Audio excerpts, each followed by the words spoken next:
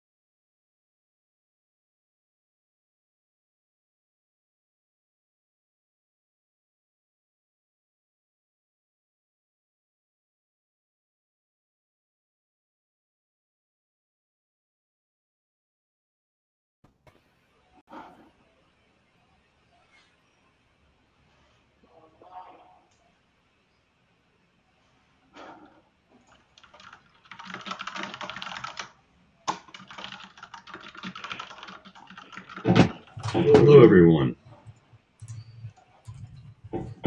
Welcome to our debrief and Q&A session. We're grateful to all our sponsors and to all the hosts that made this possible. We're going to field a bunch of questions and also reveal who made it to the global finals coming up in January. So as we progress through this, we'll moderate the questions and answers, and I'll field them over to the panel that we have assembled here from the competition directors. My name is Justin Pelletier. I'm the director for the competition itself, and with me we have Jason Ross, custom app development and coder aficionado. We have Tom Kopchak. I guess we can call him the white team lead, and Lucas Morris, who I guess we can call the black team lead. And the four of us will be with you for a little while until we're done, probably about an hour, going through your questions and again revealing who made it to the final competition. So without further ado, I'll open it up for any opening questions. Feel free to drop them in the YouTube chat. We'll be monitoring that, and I'll kick them over to the competition directors. Anything that you want to start with, Tom, Lucas, or Jason?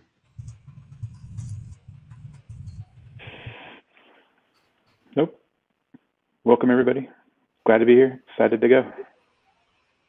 Yeah, thank you everyone for joining, and really happy to get this put together. Hopefully we don't have too many technical issues, but this is going to have to be the next best thing to doing it live in person. So welcome everyone. Maybe just to level set some expectations, if you ask us questions that are too technically revealing, we still do have the finals to go through, so we may decide to not disclose some things as a result of that, but the intent is to answer as many questions as we can. Okay, well, I think we should probably start with an announcement, actually, because this is the wildcard winner announcement, so we might as well kind of get things going and congratulate the first wildcard winner. You guys think that works? I'm seeing that thumbs up. Okay, so this year was actually really exciting. Where some teams in some regions were very, very competitive, and I think there's going to be a lot of you that are going to be hopefully happy with the results. But we were very excited to see the number of teams that placed really, really close to each other, and the wild card is actually something that makes this competition really, really difficult from our perspective for planning, because we have to try to ensure everything is consistent across every region. And it requires a lot more effort on our side. But we really think that's one of the hallmarks of this event, where just if you're in a region that's dominated by a certain team that does well every year, you're not necessarily always going to be stuck not being able to make it to the international finals. So without further ado, I'd like to announce our first wildcard winner. That's going to be California Poly Pomona. So congratulations to them. You will be at our international finals. Woohoo! Yay! Congratulations. Congratulations. Okay, Okay, questions. so we got our first question in, and we're going to start with that. And the question was, how do we make things insecure enough? Out of the box, software is getting more and more secure, and it does get tough. And this is something that is actually, I think, I'll take a start on this answer, and then we'll let Jason come behind me because he does a lot of the app development. But I can tell you, doing a lot of the server and systems dev, and actually doing pen testing as a day-to-day job, software itself is getting more secure. So we're finding fewer injects, we're finding better underlying systems and better defaults, but humans are still a problem. And that includes our administrators and the people setting things up. And so at least on the systems side, we're not actually going in and modifying a lot of software. We may use older versions, and we actually did that with, as you all saw, our ticketing system and our chat system this year. Those were some versions from about 6 months ago that did have any issue or some issues in them. But for the most part, we just configure them very poorly. So we allow you to register accounts. We create poor permissions. We do things that, frankly, everyone here and all of our volunteers see on a regular basis. And so while software is getting more secure, that doesn't mean people are securing it. Jason, you want to talk about what we do on the application side? Sure. And I think just to reiterate what you just said, right? So yes, applications and software is getting secure by default, but you can make them insecure by design, right? So a lot of what we do is breaking things on purpose, especially in the initial rounds where there's not as much time and we want people to be able to play as much as possible. For custom apps, that's just straight up we suck at code mostly.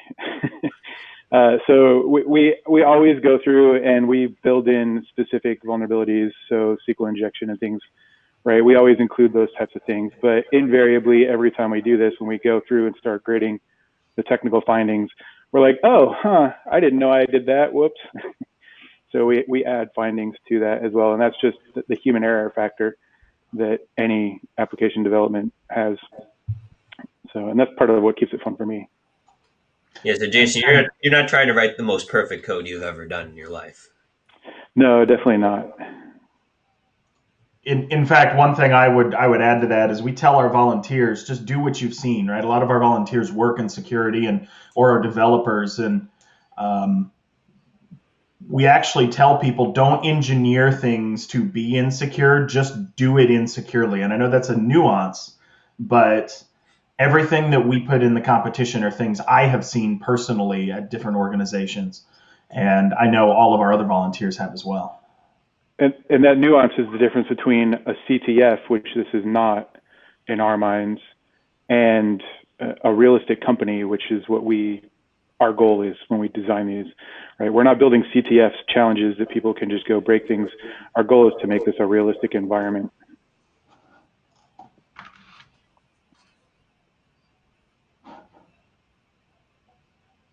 Okay, I'll jump to the next question that we have in the chat, which is a pretty simple one. How many wildcard winners are we taking for finals? We have 15 total slots. 8 of those are occupied by the first place finishers from each of the regions, and so 7 remain for the wildcard placements. And with that, Tom, what do you think? Another announcement? Yeah, that sounds good. So we're going to actually go back to the Western Regional again for this one, and congratulate Stanford University for taking the next wildcard spot. Congratulations. Stanford has been a perpetual competitor at the international finals, so they've always brought good competition, and Alex there has been great to work with in hosting that event for the past several years, so we're happy to see them back.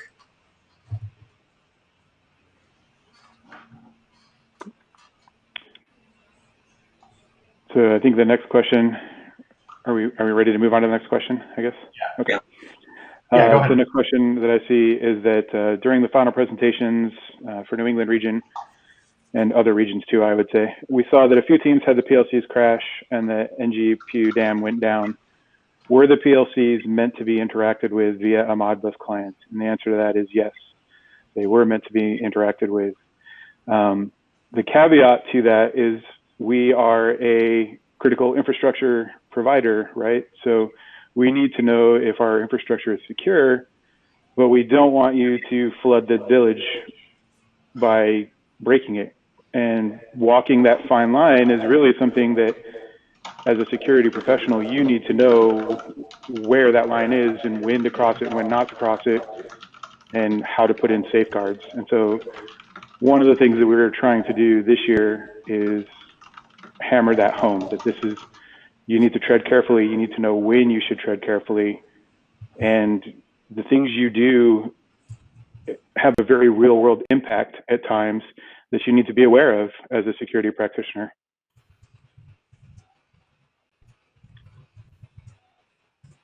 One other thing I'd like to maybe throw in a little bit there about how we were actually paying attention to what the dams were doing, because I think that is a little bit interesting.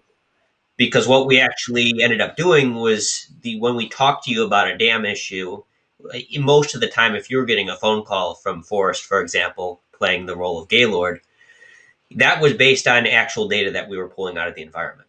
So all of the environments were constantly sending information, and we were not only watching all the network traffic that was sent to those devices, but they also had internal sensor data that was being sent all the time. So that was something that, as you did something that impacted the way that that software behaved, we were able to see within a couple seconds what was actually going on for all the teams that were competing at any given weekend.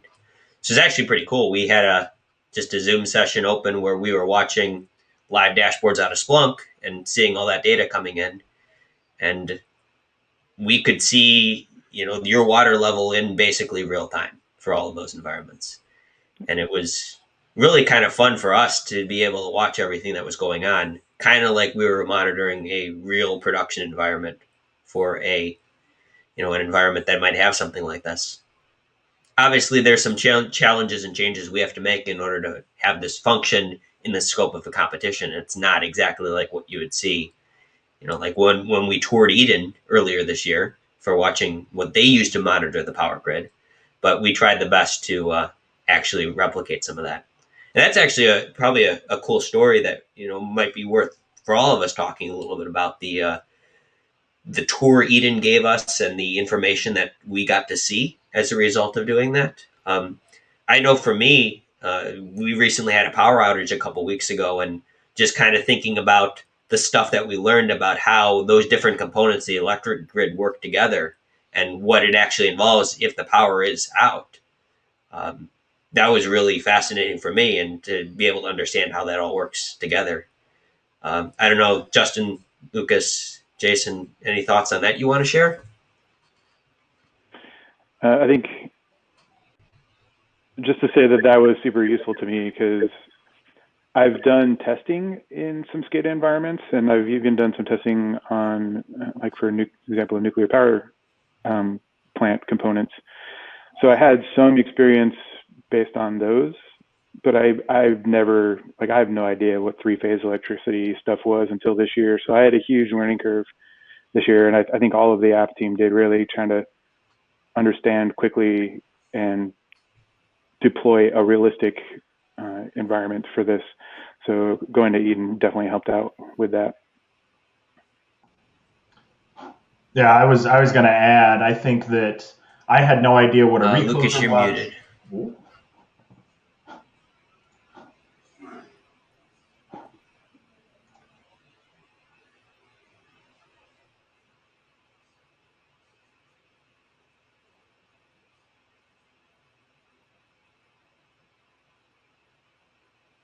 Okay. Are we just going to go to the next question then, I guess?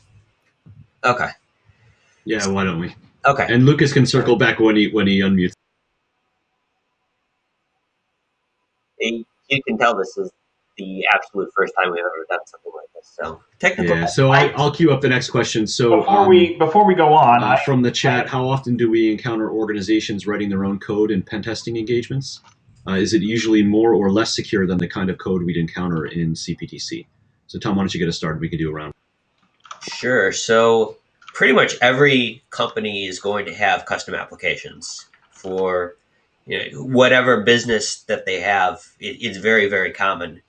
Now, out of everyone on this group, I am the least likely to be doing pen testing, but I do obviously a lot of data collection from companies and work with Splunk on a daily basis. And I'll say getting logs into custom applications is something that I see all the time. So I can say if whatever a company is doing for their business, it's very, very, very, very, very common to see that. And obviously, when they're writing a custom application, that's going to be something that is potentially more likely to have vulnerabilities just because it's less vetted and less reviewed than something like Windows, for example, or any other commercial software. So that's one of the reasons the custom applications is really one of the things that's a highlight of this event, because that's very, very realistic and in line with what you'll see in an organization.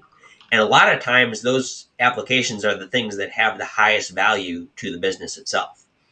If, let's just say, you're a company that makes a medical device, for example, and your customers are going to be the ones using that medical device, and that's not only going to have information about the patients, for example, that could have data about what's actually going on. And you see that also for manufacturing companies as well, things that run their production environments. You see hospitals, they have just generally a lot of issues, but custom applications they may have as well, or applications that are produced by other vendors. So it's very, very common to see not off the shelf software that comes into play. So I'll pass it over to the actual pen testers here, and they can give you a better answer. I guess I'm half a foot in that world, given my role in the Safe Lab, but the cybersecurity Safe Lab, I should say. But in any case, I just want to add, one of the things that I think is particularly interesting and probably important for considering this question is how networks and applications generally develop in the wild, right? It's not like you start knowing everything that you need to do with your network or your application. You build what you need for now, get it to work, and then 6 months later, or 2 years later, you have to cobble in some new piece of equipment or some new functionality. So these things tend to be very much customized in that they're designed to just figure out a way to make it work. That said, I think why don't we turn it over to Jason? I just echo everything that everybody else said. So as a pen tester, the balance between custom apps versus off-the-shelf apps really varies widely based on the client. So if you've got a long time running financial client, they're probably going to have a lot of off-the-shelf software. And then they'll have a lot of custom built stuff to manipulate that data and massage it and spit out various things for various business processes on the back end. If you're testing a startup, it's going to be the other way, right? They're going to have probably a ton of custom app stuff. And whether that's better or worse, again, varies widely. I've seen some startups, for example, some of our cryptocurrency startup companies have put a lot of thought into designing well-built apps. They have a good internal vetting process and peer review for the code. And so those types of things I've seen do really, really well. And then other people are just kind of flying by the seat of their pants. And one person had a cool idea that took off really fast, and they built up a team. And now they've got this really poorly written, rapidly deployed software that's way insecure, that they're trying to get their hands around. How do we make this secure now that it's so popular? So yeah, it goes both ways.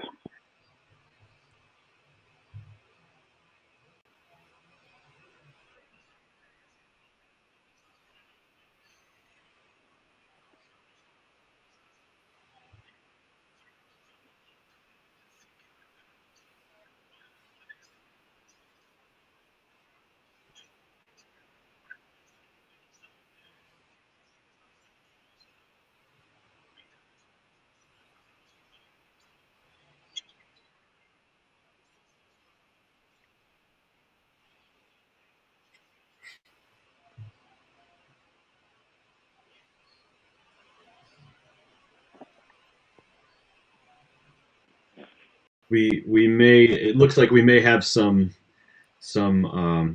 mic issues with Lucas, where he's live and where he's not. So it seems, Lucas, we missed you in the last. We'll troubleshoot that.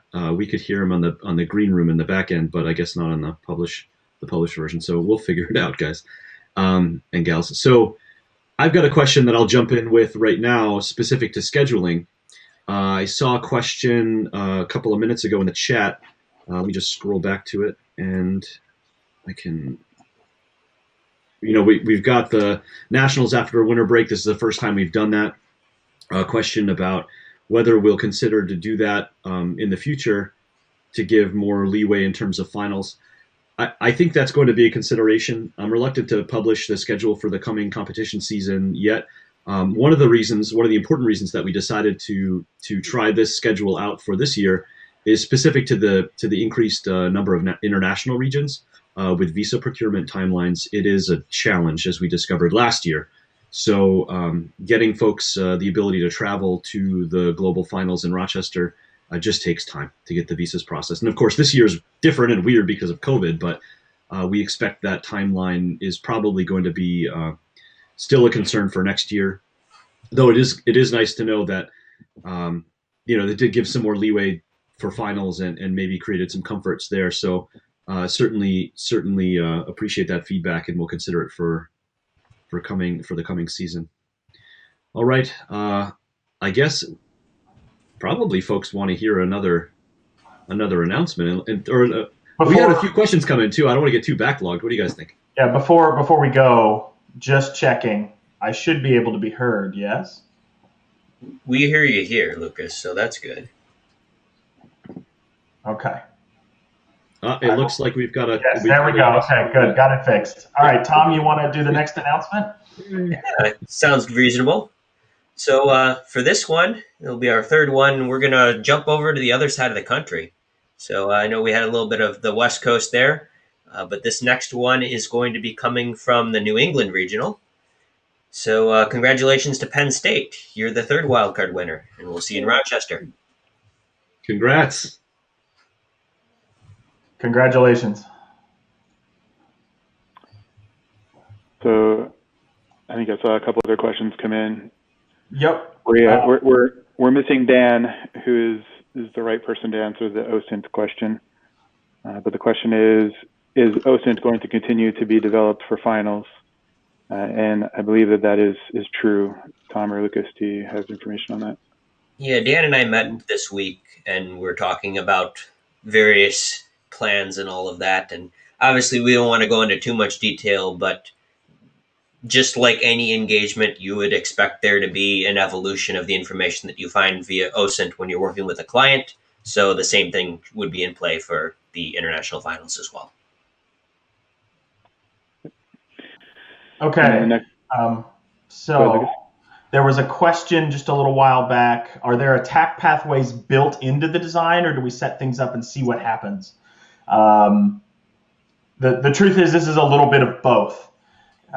Actually, during the second year of the competition, we spent a lot of time putting together attack vector diagrams for every issue. We built in issues into the environment. We spent a fair amount of time trying to design attack paths for you all to take, and no one found any of them. And instead, everyone found lots of other things. So what we have learned is that instead of working on building attack vectors, we try and create interoperable systems, just like you'd see in a corporate environment. So things that interact and things that call each other, things that have middleware and backend databases and that are all connected to each other. And we build each of those as insecurely as we can. We will design how insecure we want those to be, but we found that really creates the best kind of environment that mimics the real world. Beyond that, we don't put a lot of time into building out attack paths, just because we found that, and when you look at all of the reports and issues and responses that we've got this year, lots of those and all of the teams, all of you found very different things. So kind of building that and creating one set of attack paths has been something we spent less time on, and we really do just try and build something based on our experience. Jason, you want to talk any additional on that? Basically, we build it real and let the fail follow is what really happens there. And it made us sad, right? Whenever we build up these complicated attack chains and nobody finds them, we just get sad. And so we found that for our own happiness, it's better to just write tons of really poorly done software and then get super happy when people find all the ways that it blew up. That said, I think I can say this. The experience between initial rounds and finals is very different. And so I think you'll see we do try to have more of a structured vector for finals because the environment just gets harder, right? We lock down a lot of the lower hanging things that we leave open initially. And so because it gets more complicated, we do a little bit more planning into how do you get to this thing from this other place. And I would say that's realistic too, because your customer, you give them a report, they're at least in theory going to be trying to fix things. And very, very often you're going to run into a case where client wants a retest afterwards because they want to validate that their team's actually fixing the vulnerabilities and all that. So your next time you do the test, your expectation is you're not only going to be finding new things or confirming issues, but you're also going to be validating that the client remediated issues as well. And that's something we try to simulate as well. Yep. And I know one of the challenges we have going from client to client, year to year, quarter to quarter, month to month, whatever we're doing with them, is some of their fixes are patches until they can get things fully fixed. And depending on how long it's been since we did our test, you may find some very simple fixes that maybe aren't as effective as we'd hoped.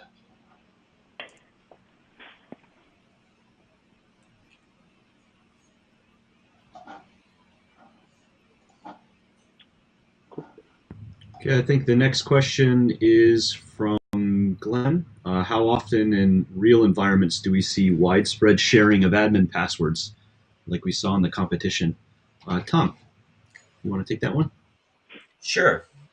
I would say that is fairly common because especially if passwords are something that are dealt with by humans, you're going to find cases where it's just natural for people to reuse passwords and all that. And obviously that's something that's maybe a little bit more of a focus that people have of password sharing is not appropriate, but all too often you see that all the time. And even if you try to train users and give them advice, it's something that just happens. Lucas, Jason, your thoughts on that? I think that's true. I think I would say it may be less common for sharing passwords in a Windows environment than in Unix. I think in Unix environments, you'll tend to see that a little bit more, arguably. And I think it also depends here on what you mean by sharing passwords. If what you're talking about is the same password being used on multiple systems, that's not a shared password, that's single sign-on, and that's fine. Yeah, I would add to that. I think single sign-on is fine because it's a single place of use. If it is, and where I see this a lot personally, is a build image of a server or a workstation where the root password or the local administrator password is set in the image and it never gets changed. And all of a sudden now you have 5,000 workstations or 2,000 servers with the same root password. That's a problem because that's difficult to change, difficult to monitor, difficult to manage. But I agree with Jason. I think that single sign-on, you could call that a password that is the same with the same ability to log in across multiple systems, but we also have centralized, authorization. We have centralized logging and accountability, and I do not consider that the same. And I know we see that in reports every year where, and in fact, we had I think one this year, right, Jason, where the team said Active Directory was a reused password, and called that an issue. And ultimately, if you think about this, the trade-off is if you don't have centralized authentication, you create an operational risk in the business that you're locking people out, or you're causing problems, you're making it unmanageable, you're having to add more people. And we have to balance that. Certainly in a perfect world, right? Everyone would have a different password for every single thing they did and wouldn't write it down or use a password vault, and that's not realistic. And I guess the caveat to that is, as a security practitioner, if you see the same password on every system, but each of those systems is independently managed, then it's up to you to explain why that's not single sign-on to your customer and what the security differences are there. And nobody did that this year. And I would say nobody has in the past done that either.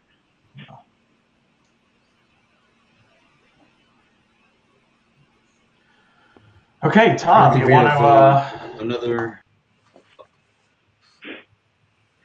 No, that's fine. Let's hear it. We want to do another announcement or take a question? Oh, why don't we do another announcement and then we'll take a question? I think that'd be fun.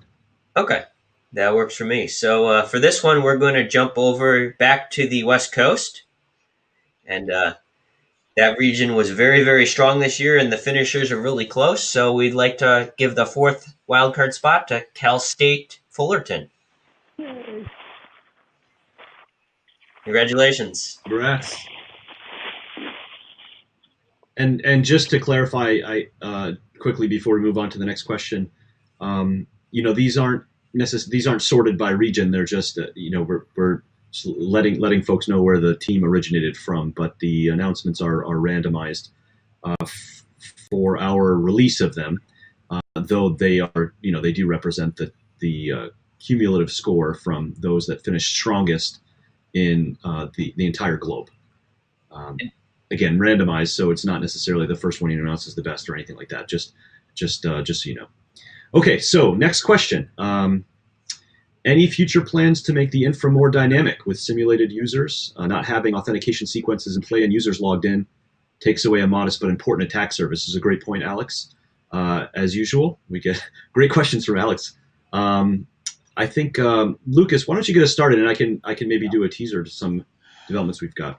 So there's a couple of pieces here, and the short answer is yes, we want to do this. We want to make the environment as dynamic as possible, because we feel like that mimics the real world. And in a real company, you have users logging in, logging out, working throughout the day. They have files open. There's activity on the network. There's a couple of challenges with this within the auspices of the competition. The first of which is tooling. So to do that, we have to have a way to tool that and to allow that to be repeatable. As Tom mentioned earlier, from region to region, we have to make sure the exact same things happen at the exact same time. And so we have to write the tooling to do that. As an example, as you all probably noticed, the chat server this year, we've had one in the past and it's had some information in the history, but it's not been live. And this year, the chats were live. There were things happening, people talking throughout the day. And that all had to be scheduled. And all of that content had to be written.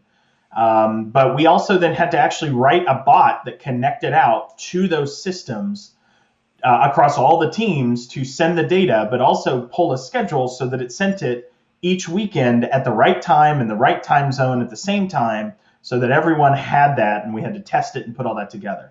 So tooling is a big piece of that. The other side of it is the content itself.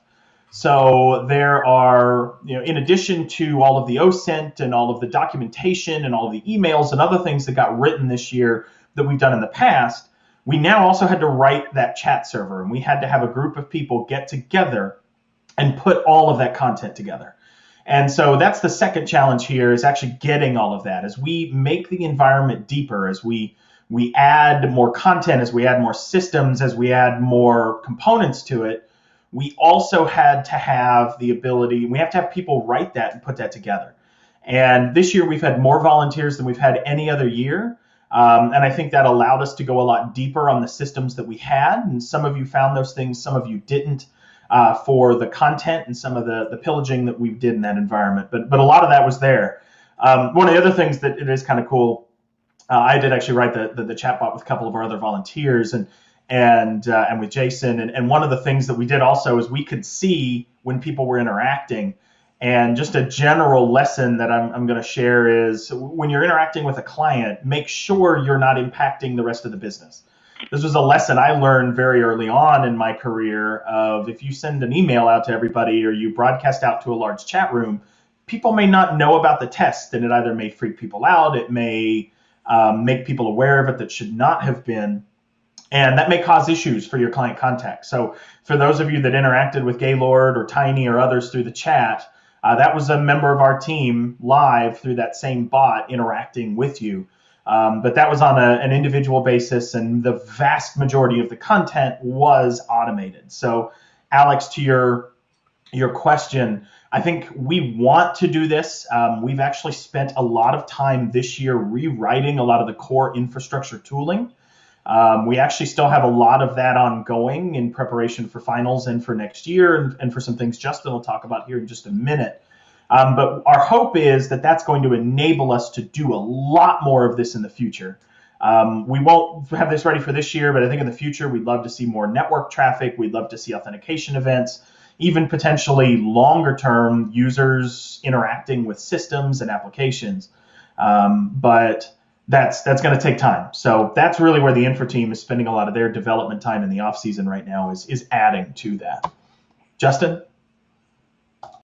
I'll add two things. One, we started building out sort of a noise floor, right? Which is conceptually simple, but detail wise not so. And I think Lucas touched on a few of the reasons why that's the case. So we'll continue that development, but it is a deliberate effort. So we don't want it to be sloppy and confusing.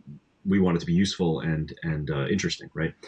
So that's the first point. The second point that I'll throw out there is kind of a teaser, and Lucas alluded to this as well, namely that we've been working on the tooling and some of the back end capabilities for the hosting of the competition pretty deliberately, and I hope by the time we're all together again for the global finals in January, we'll have a really exciting announcement from one of our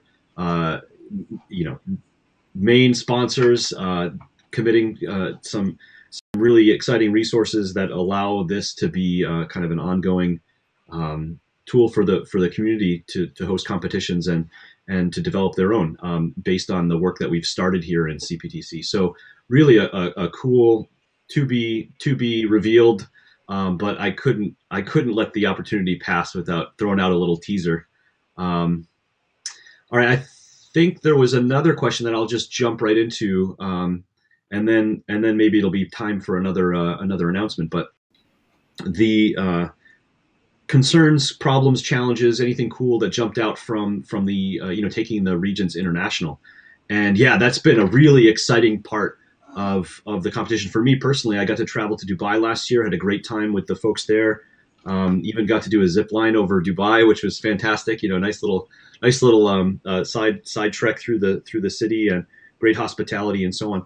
I really enjoyed that personally, but from a competition perspective, one of the coolest things that I've gotten to see is how the regions have responded. In Dubai, we saw just a couple of teams compete last year. We had a lot more this year. I expect the same will be true for our international regions going forward. So that to me, as an educator, that's particularly impactful in my mind. That part of the mission of the competition isn't just to evaluate where folks stand in and kind of rack and stack the talent, but it's also to help develop the talent from one region to the next and across the globe. A couple of concerns that we've had certainly have been, what do we really need to worry about with export controls? That's been one that we've really been kind of thinking about and trying to get our arms around very deliberately. Because we want to make sure that it's a fair playing ground and also not break any rules. So we're monitoring that and we'll continue managing that appropriately. And certainly the time zone differences have been pretty impactful from the team. When it's 2 a.m. start time and you've got a 10-hour competition ahead of us, that gets to be pretty rough for the volunteers, across the majority across the United States. In various time zones, from Eastern to Pacific. So hearing that behind the scenes, right? it's like, oh man, I can hear this person's fading hard. We've got to throw some exciting music or something just to get the team. That's been a big challenge, but I think a fun one. Just something that we've had to manage. So a little bit of cool, a little bit of concern, kind of across the board, but certainly something that we're committed to reinforcing as we go forward with future years. So thanks again to all the international competitors. We look forward to seeing you and your colleagues and maybe possibly additional regions come online for the coming year. Okay, I think it's time for another announcement. What do you think, Tom? I think so, and it's really appropriate that you were talking about international because the next wildcard winner is actually outside the U.S., so that's going to be exciting. So we're going to leave our comfortable home here and flip over to the other side of the world, and happy to announce that Princess Sumaya University for Technology in Dubai is going to be a wildcard winner this year. So congrats. within the second year of expanding to having international, we're already having one of those teams getting a wildcard spot, which is phenomenal. And I'll echo all your concerns about international being fun and challenging, especially with the time zones. But one other aspect of that is just differences in language and communication and trying to make sure everything that we do is fair and able to be understood by teams, especially those that aren't necessarily natively speaking English all the time. And that has been something that is personally something challenging for me because I am doing a lot of the speaking with teams. And I want to make sure that the way that I communicate and the way that everyone communicates is not inherently giving an unfair disadvantage to a team in that environment. Because the way I look at it, if someone is making an effort to communicate with me in my language and they had to learn that language, they are giving more effort to communicate than I am. And that's a perspective I think that we should try to have when inevitably you're going to be working with someone who does not speak English natively professionally. And I think just to add that, as somebody that grades the technical reporting, we do take that into account in some ways, and that comes across or that can manifest in ways that aren't maybe immediately thought of. For example, one thing that we saw a lot of, it was words being flipped positionally. And if you consider the fact that a lot of Arabic languages are inverse of left to right, right? They're right to left. So sometimes that came across in the translation to English where they would flip words opposite from what we would typically read as English. So things like that, we try to overlook and just take that in stride to level that playing field some. And even as something as simple as Europe and the US using different date formats, where the month and days are inverted, and that can actually be really confusing if without having context around it, especially if the day and month are both numbers that are close to each other.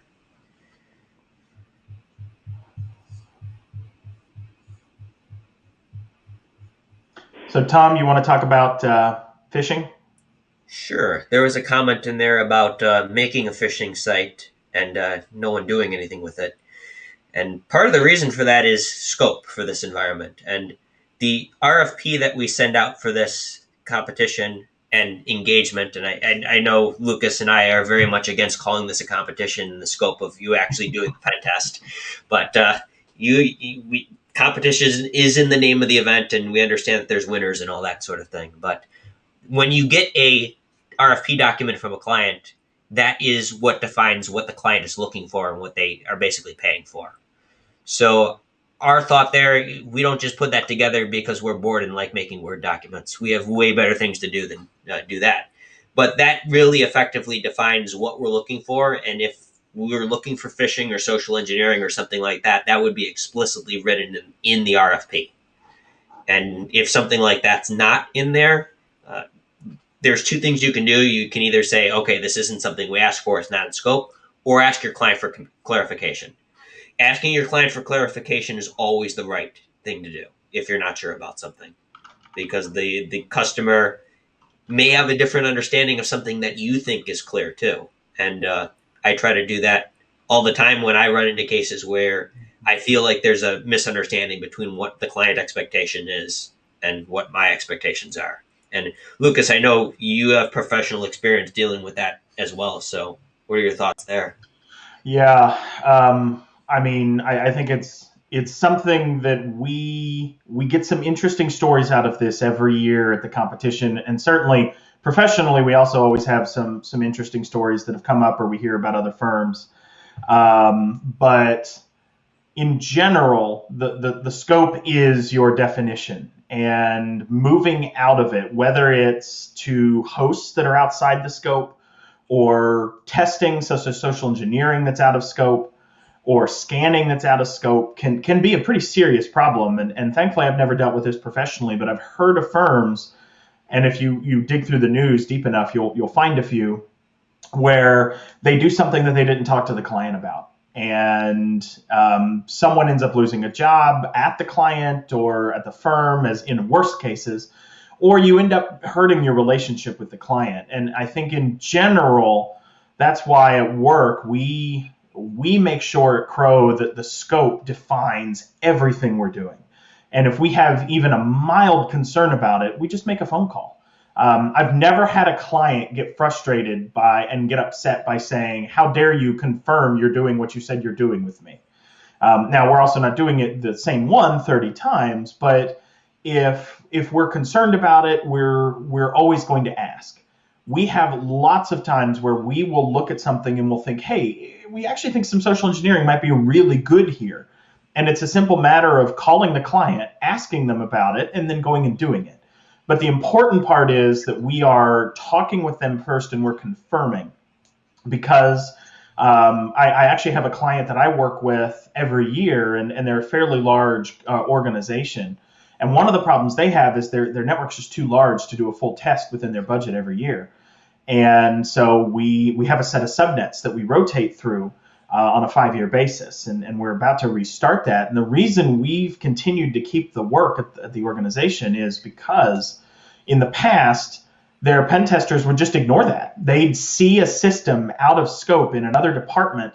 A good example is they'd test some workstations and they'd find a file share out of scope. And they'd immediately go and start testing it. And that would set off alarm bells on monitoring tools, and that would get an entire department spinning up on incident response. And then ultimately someone would call the CISO, who would be like, "Oh no, that's probably our pen testers." And they'd look and they'd figure out it was them. And now in that case, it would be 2 to 3 days of time wasted for portions of multiple departments, and 10 plus people. And from a relationship perspective, they had a really frustrating time with that. And in our case, we actually just literally set IP tables rules so that we can't connect to anything outside of the scope. And if something comes up, we'll do it. We won't do it. But in the situation of the file share, because this actually happened this year, we found something. It really looked like there was a lot of very sensitive data on it. So I called the client. I asked them, "Hey, we'd like to go test this." The CISO made sure a couple of directors and managers knew, and we moved on. It took 5 minutes of everyone's time. And that ultimately was better than all of the wasted time they had trying to go through an incident response. The other thing I would just throw in there is when you have those conversations with the client, follow up with an email to document you having that conversation. Yep. Because the client can deny that they said something. And if you have that paper trail, at least is a good CYA. Agreed. Thinking we got to do another wildcard announcement then. So let's go back to the U.S. and we'll announce another winner from the Western Regional. So University of California, Riverside will be in our international finals as well. Congratulations to them. Yay. Congratulations. Awesome.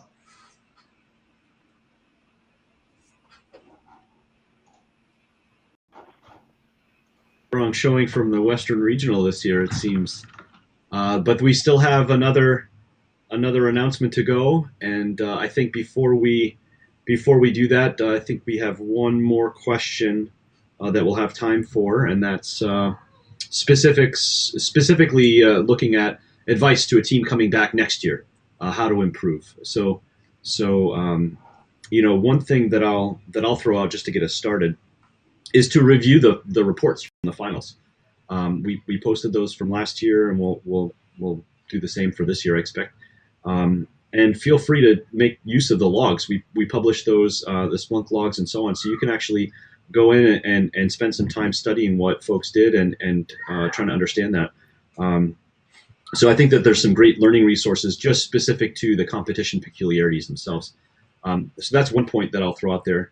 We do curate those data pretty carefully and make them available for the research community, certainly, but also for teams that want to improve and get better. So that's one point. Another I'll throw out there is really spending some time to understand the nuance of the particular industry that we have chosen to highlight as our year's theme. Certainly this year with the energy infrastructure and the industrial control system, the PLCs, that was a big emphasis that we announced early. I look forward to doing something similar for the coming competition season, so that you can study in the off time as teams and get better at any niche protocols that might be particular to that sector, any specific implementation cases that are particular to the sector. And there's a lot of resources out there. So I would strongly recommend getting familiar with what the industry has to offer and what it finds important, because we're going to mirror that as best we can in the competition environment. So those are just two relatively general thoughts. I don't know who wants to go next. Maybe Jason? Sure. So I think going to the point of the reporting, one of the things that I help with is the technical scoring. And literally all I do is look at findings. I don't look at any of the other content in the report. And just, is this a real finding? Yes or no? And do you get the points, yes or no, based on that? One of the things that's consistently a challenge every year is reporting format matters, and how you write up your findings. If you don't have an actual finding block that says, here's my finding, here's the risk, that's not a finding. And so you can have the best narrative ever, but if you don't have supporting evidence to show what you're talking about, and you haven't given me the IP address that's affected or the host name that's affected, then it doesn't matter. I don't care if you owned me 10 million different ways if I can't isolate which host it was that you did that on, or you don't have any supporting evidence to prove it, right? Anybody can claim what they want. So I think my best advice would be, think about how you're structuring your findings and make sure that you're putting, here's the name of the finding, here is the host or hosts that are affected, here's my evidence backing it up, and keeping those as isolated data points within the report.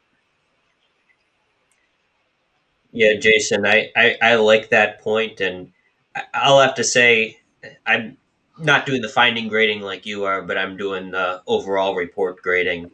And anytime that you look at a report and it's really easy to say, okay, this is something that's important for me to fix, here's the steps and how I validate it, and here is the ways to fix that issue.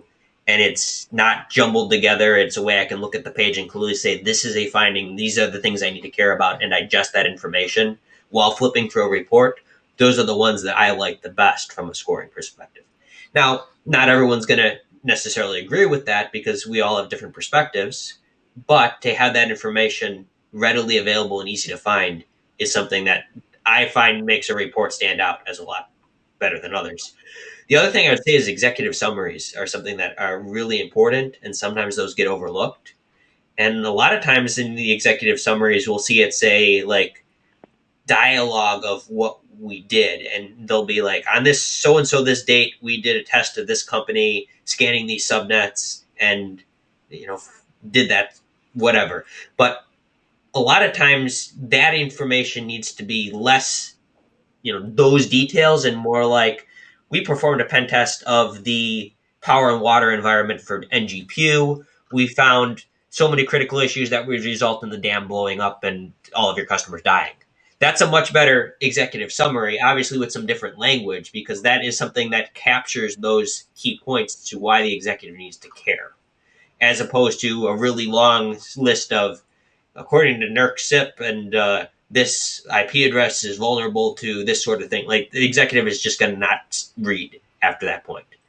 So definitely look at the reports that we've sent out from last year. We're planning on doing the same thing for this year, potentially not just for the international finals, but for every team that competed in regionals to post those reports so you can see everything that was submitted, because we really want to make everything that we do as transparent as possible and share that information to make everyone better. And that's our goal across the board. So part of the reason we're doing all that is to make that information available and so that you have the ability to see that.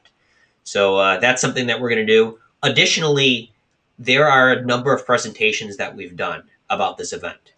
We did 2 last year at DEF CON, Dan Borges and me, and then the panel here, Dan, as well as Lucas, Jason, and I did probably a 2-hour session at the ethics, what do you call that, at DEF CON? Ethics Village. Ethics Village, yeah, thank you. And there's a ton of information about our thought processes behind this event and how we try to run this competition that we would strongly say looking at those can give you a lot of insight into what we do behind the scenes to make this happen. So essentially, OSINT the competition as well as you can with the information we make publicly available.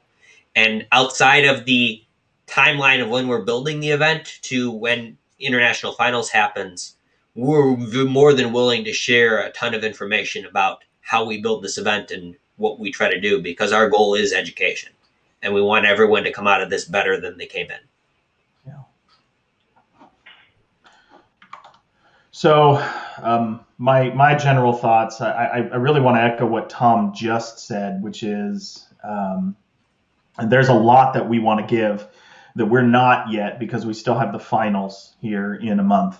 And we're going to do something similar to this after that. Again, it'll be more of an AMA style. And at that point, we'll be willing to answer pretty much any question that you have around the environment, what we were doing, what we had, what we saw, what we built. But right now, we're being a little more generic in some of our technical answers. And we can probably also look at doing something longer, as I'm guessing there'll be a lot of questions. So similar to what we've done in the past, we'll do that technical team debrief virtually. When I think, though, about what advice I'd give to teams when they're doing next year, I really also want to echo back to something Jason said, which is think about what your audience needs to hear, not what you want to say. We see this a lot from teams where you're really excited about the testing you did. You really are excited about what was done, and you write this narrative report, or you spend a lot of time in the executive summary explaining technical portions of the test. But you really need to think about your audience, right? As Tom said, the executive summary is executives. They may care about compliance needs. Some of them may care about SIP and NERC. Some of them may not, but they don't care about technical details. They want to know what the risk is, how long is it going to take, and what's it going to cost to fix. And they just want to get that, and they want to read it quickly. But in the rest of your report, you're now giving this to engineers that need to fix the issue. So they need enough detail to fix it. They need to understand what the risk is, but they don't necessarily care about how you tested it or what you tested. So if it's relevant to how to fix it, if it's relevant to prove you did it, if it's relevant to prove out the risk, then you should include that. But if it's just that, we ran Nmap and Nmap showed us this vulnerability, and then from there we used Metasploit, we don't really care about that. What we care about is what was the resulting issue, what was the data you were allowed to get, how did you get it, not the tools that you use to get there. I think that last piece of information is the critical part, and the part that we're really excited about. The other thing is consider how all of that relates back to the business. Some of the best reports that I read through this year, and I work with Jason and also do a lot of the technical grading, but we're still reading through these reports. The ones that I found to be the best were the ones that talked about how they did relate it back to NERC-SIP. They related it back to the business. They related it back to our customers. And even though they were talking about technical information, I still got a good understanding of this is a real risk and this is bad. Versus this is bad, you shouldn't do this from a security perspective, but it relates less to your organization and to the way you're making money. So the very last couple of closing comments that I've gotten, and then I'll shift back to Justin, are in general, the best team is not necessarily the one that writes the best report or finds a bunch of technical pieces. It's the team that does the best overall. And when we look at the winners, they're not necessarily the ones in each region or across the entire score set that had the highest scoring report or had the most technical points or had the most points on an inject. It was the teams that consistently did well across the board are the ones that we'll see in January. And so I think it's also important to have a balance of people and a balance of skills. We do that at work at Crow, but I think it's also important that students do that and that the teams do that here. So I think Tom has a couple of other closing thoughts, and then we'll move back to Justin. Yeah, for sure. So I saw a question come in about feedback related to reports and all of that. And one of the points of emphasis we want to do is share feedback on how to get better. So to that end, we're planning within the next week or so to get an export of all of the grader comments from your reports and send that out to each of the teams. That way, you'll not only the teams that advance to international finals, they'll have some feedback on what we liked, what we didn't like, and anything of that nature. But every team that competed, we want to get you that feedback. And that was a point we asked every single grader to do that this year. And we sent that out last year. There was some good responses to that we saw. You should get the same thing this year. So that is something that is important to us to share that information. And we don't, obviously there are some things in this event that are a little bit black box, but the thoughts of the people that are assessing you, we want to make sure that that feedback gets to you.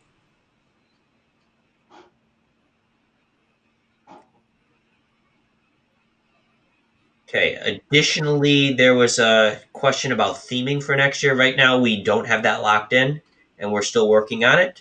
But our goal is to announce that during the finals award ceremony in January. And we'll probably do that via a similar live stream like this. And obviously, we want to also share some of the contributions of the people who have made this event happen and some of the more technical details. But obviously, we can't do that right now.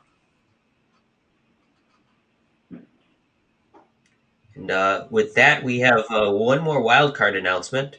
So I think we can do that and then pop up the screen with everyone on it. Does that sound good, Lucas? Works for me. Okay. So we're back in the U.S., but we're going to fly to the East Coast, and we're going to fly a little bit down south for this one. And our final wildcard winner is the University of West Florida. So congratulations to them. Congratulations.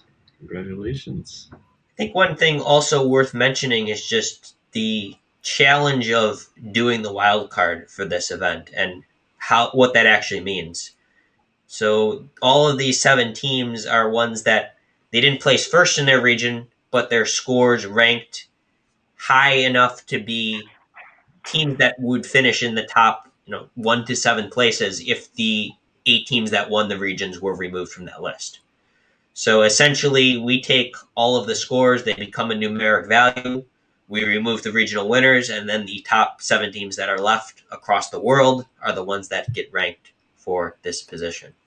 So obviously that is a challenge when you're trying to keep consistency across all of the reports and scores and all of that. It actually required all of our grading team, which was 10, 15 people or so, to score every single weekend, all of the reports. And if someone didn't score one single report, we couldn't consider them for the wild card. So we really had to stay on everyone to make sure that that was done. So as you can imagine, October through November, every weekend, basically, we had people that were reading 10 to 20 reports to do that.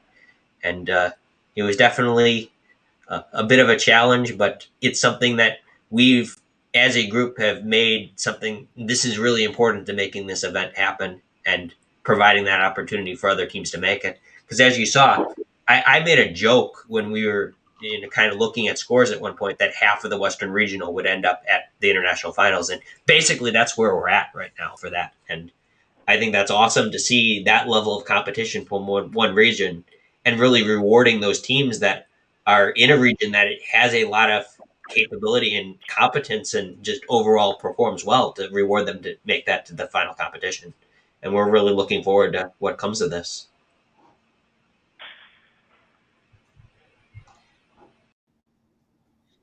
All right. Well, I guess I'll. Congratulations to everybody. Justin, you want to? Yeah. I'll grab the reins here and kind of steer us into port. So, just a quick review. We've got 15 teams coming in January, all remote, all online. So coming to Rochester for the finals.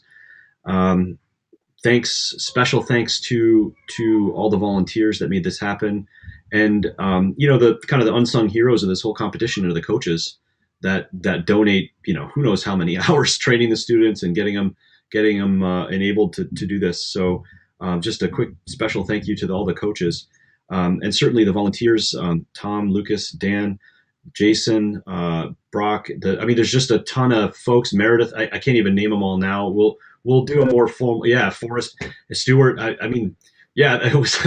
There's so many folks that I'm reluctant even to name one because there's just a long list of folks that have donated dozens and dozens of hours to make this competition run, and of course the sponsors, who make this possible. Special thanks to our founding sponsor, IBM Security, a partner from the beginning in this. And again, excited to make some announcement on continuing relationship with a key sponsor in January. Special thanks to the hosting, the theme host for Eaton, and our bronze sponsors, 780th MI and AWS, and all the organizations that kind of released their folks to volunteer with us. Who you see, we flashed some of the names out in the beginning slides, but in any case, you see on the closeout slide here the regional first place winners and the at-large winners. Again, congrats to all, and special thank you to all the competitors and the coaches.